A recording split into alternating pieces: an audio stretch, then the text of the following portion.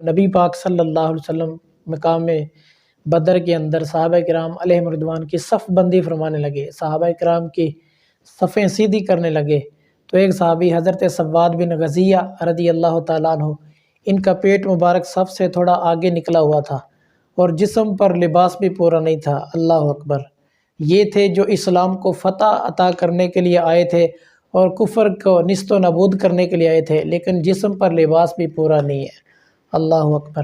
تو نبی پاک صلی اللہ علیہ وسلم جب صحابہ کرام کی صف بندی فرمانے لگے تو حضور کے پاس اس دن ایک تیر تھا، ایک یشیر الی ھذا تقدم و یشیر الی ھذا تاخر۔ حضور اس کے ذریعے اشارہ فرماتے تم آگے آ جاؤ، تم پیچھے چلے جاؤ۔ تو اس طرح حضور نے صحابہ کرام کی صف بندی کی۔ حضرت سواد بن غزیہ، آپ کا پیٹ مبارک تھوڑا صف سے آگے تھا، حضور نے چھڑی مبارک مار کے فرمایا استوی یا سواد، فرمایا سواد سیدھے ہو جاؤ، پیٹ تھوڑا اندر کرو۔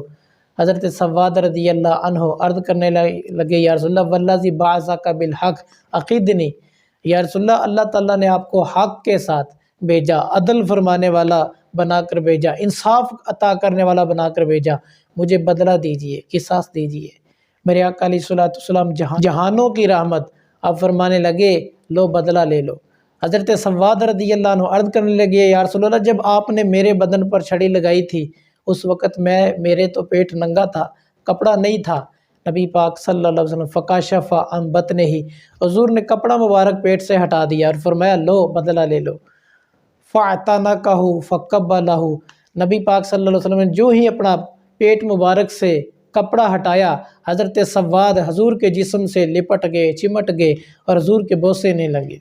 میرے آقا علیہ الصلوۃ والسلام نے فرمایا ما حملک علی ما صنعت، اے سواد بتاؤ یہ کام کرنے پر تم کو کس نے مجبور کیا، کس چیز نے یہ کام کرنے پر تم کو ابھارا؟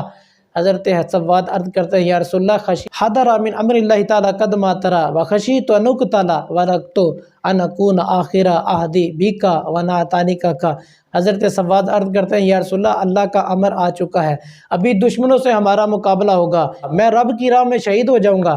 یا رسول اللہ، میں نے چاہا کہ میں شہید ہونے سے پہلے اپنا جسم آپ کے جسم سے مس کر دوں تاکہ جہنم کی آگ میں مجھے جلا نہ سکے۔ اللہ اکبر!